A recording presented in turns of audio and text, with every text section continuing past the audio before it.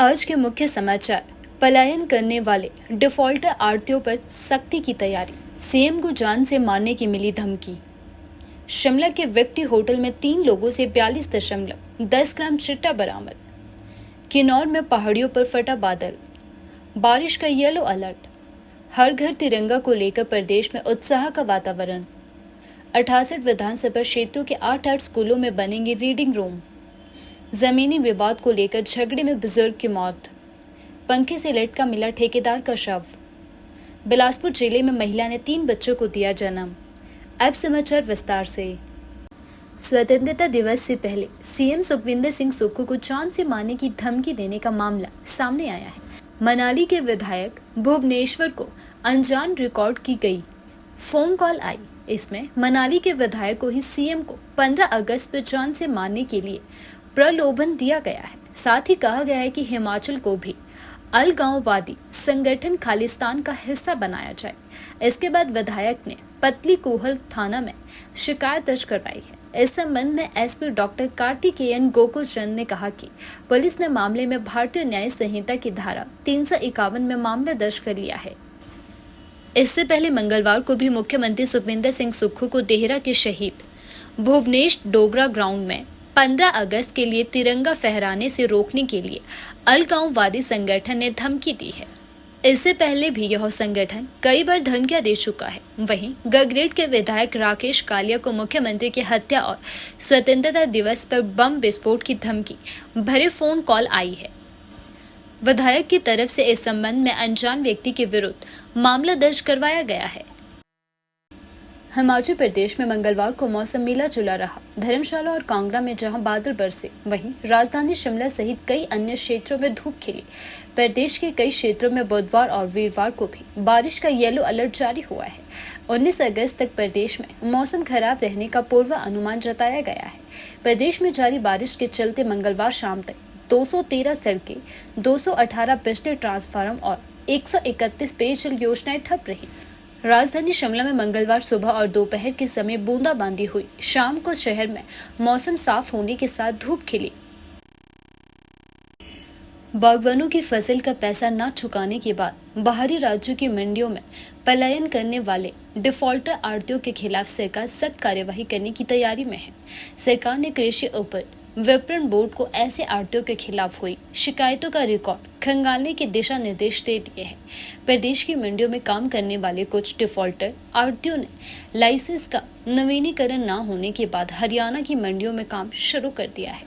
बागवानों से ठगी करने वालों के खिलाफ कार्यवाही के लिए सरकार ने एसआईटी का गठन किया है। अब तक एसआईटी कुल 3,451 में से 3,076 शिकायतों का निपटारा कर चुकी है और बागवानों को करोड़ों रुपए की पेमेंट भी करवाई गई है। बाहरी राज्यों में पलायन करने वाले डिफॉल्टर आढ़तियों के खिलाफ कार्यवाही का जिम्मा भी एसआईटी को सौंपने की तैयारी है।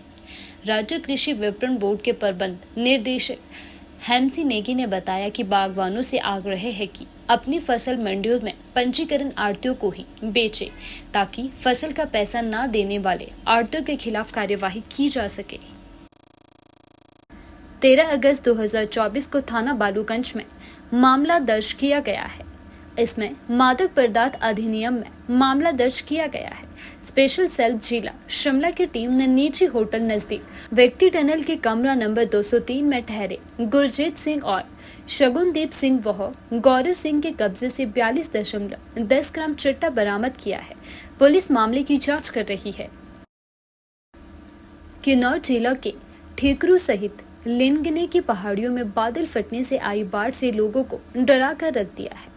लोगों के अनुसार आसमान में छाए काले बादलों के बीच जैसे ही बिजली कड़की पहाड़ियों से भारी मात्रा में पानी फ्लड के रूप में पत्थरों सहित कई पेड़ों को अपने साथ लेकर सतलुज नदी की ओर बहना शुरू हो गया। इस घटना में कई पेड़ों सहित भूमि कटाव भी हुआ है। इस दौरान ठीकरू संपर्क सड़क मार्ग का भी एक हिस्सा बाढ़ की चपेट में आ गया है। इस संपर्क सड़क मार्ग के अवरुद्ध होने से क्षेत्र के लोगों की आवाजाही बंद हो गई है। साथ ही स्थानीय लोगों की सिंचाई कोहलों सहित जल शक्ति विभाग के स्रोतों को भी क्षति हुई है। हालांकि इस घटना से फिलहाल किसी भी जानी नुकसान की खबर नहीं आई है। माना जा रहा है कि यदि यह घटना एक नाले में घटी होती तो नुकसान बढ़ सकता था। 1 घंटे तक चले इस तांडव को देख लोग सहमे हुए हैं। जैसे ही बाढ़ शांत होने लगी तो क्षेत्र के लोगों ने राहत की सांस ली। इस दौरान घटना को देखने के लिए लोग भारी संख्या में पहाड़ियों पर पहुंच गए थे। बता दें कि जिला किन्नौर के ऊंचाई वाले क्षेत्रों में बीते कई दिनों से बारिश नहीं हो रही, लेकिन बीच बीच में कई पहाड़ियों पर काले बादल छाने के साथ बादल फटने की घटनाएं हो रही है। हर घर तिरंगा अभियान के अंतर्गत शिमला भाजपा मंडल द्वारा हर घर तिरंगा यात्रा का आयोजन किया गया। इस कार्यक्रम की अध्यक्षता युवा मोर्चा के शहरी अध्यक्ष श्याम शर्मा द्वारा की गई। यात्रा में मुख्य रूप से प्रदेश संगठन महामंत्री सिद्धार्थन, प्रदेश मीडिया प्रभारी करण नंदा, मंडल अध्यक्ष सुनील और प्रत्याशी संजय सूद, सह मीडिया प्रभारी सुदीप महाजन और रमा ठाकुर, जिला अध्यक्ष प्रेम ठाकुर, सुरेश भारद्वाज, गणेश दत्त उपस्थित रहे। श्याम ने बताया कि युवा मोर्चा हर घर तिरंगा यात्रा में बढ़ चढ़कर भाग ले रहा है और युवा मोर्चा के सभी कार्यकर्ता देश के तिरंगे को घर घर पहुंचाने का काम कर रहे हैं। 15 अगस्त को युवा मोर्चा भाजपा के सभी कार्यकर्ता और जनता अपने घर पर तिरंगा फहराने का कार्य करेंगे। इस अवसर पर मीडिया प्रभारी करण नंदा ने कहा कि प्रधानमंत्री नरेंद्र मोदी के आह्वान पर पूरे देश भर में भारत सरकार के सहयोग से हर घर तिरंगा अभियान प्रदेश भर में हर्ष और उल्लास के साथ मनाया जा रहा है। इस कार्यक्रम के माध्यम से देश प्रेम की भावना को बल मिला है और जनता इस अभियान में पूरे जोश के साथ जुड़ रही है। उन्होंने कहा कि राष्ट्रीय अध्यक्ष जगत प्रकाश नड्डा, भारतीय प्रदेश अध्यक्ष डॉक्टर राजीव बिंदल, नेता प्रतिपक्ष जयराम ठाकुर, सभी सांसद अनुराग ठाकुर, सुरेश कश्यप, राजीव भारद्वाज और कंगना रनौत इस कार्यक्रम में बढ़ चढ़कर भाग ले रहे हैं।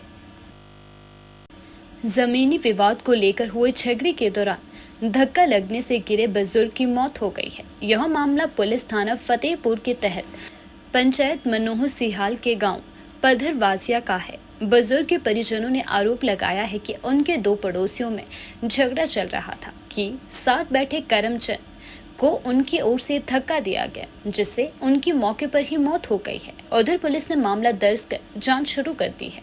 मृतक के बेटे रमेश कुमार ने बताया कि उनके 2 पड़ोसियों का आपस में जमीनी विवाद चल रहा था। इस दौरान इन परिवारों में मंगलवार को झगड़ा हो गया। इस बीच उनके पिता करमचंद साथ ही बैठे थे। इस दौरान उनको धक्का देकर गिराया गया। वह घायल हुए तो पिता को अस्पताल ले गए, लेकिन तब तक उनकी मृत्यु हो चुकी। उधर थाना प्रभारी पवन गुप्ता ने कहा कि पुलिस ने मृतक के परिजनों के बयान पर मामले की जांच शुरू कर दी है। क्षेत्रीय अस्पताल बिलासपुर में एक महिला ने 3 बच्चों को जन्म दिया है। इसमें एक लड़की और 2 लड़के शामिल हैं। तीनों बच्चे और मां पूरी तरह से स्वस्थ है और सभी अस्पताल में ही हैं। कोठीपुरा के गांव नई सारली निवासी अलका और सुरेश कुमार के घर में एक साथ 3 खुशियां आई है। क्षेत्रीय अस्पताल में कार्यरत स्त्री रोग विशेषज्ञ डॉक्टर अनुपम शर्मा ने तीनों बच्चों की सफल डिलीवरी करवाई है। यह डिलीवरी सिजेरियन हुई है।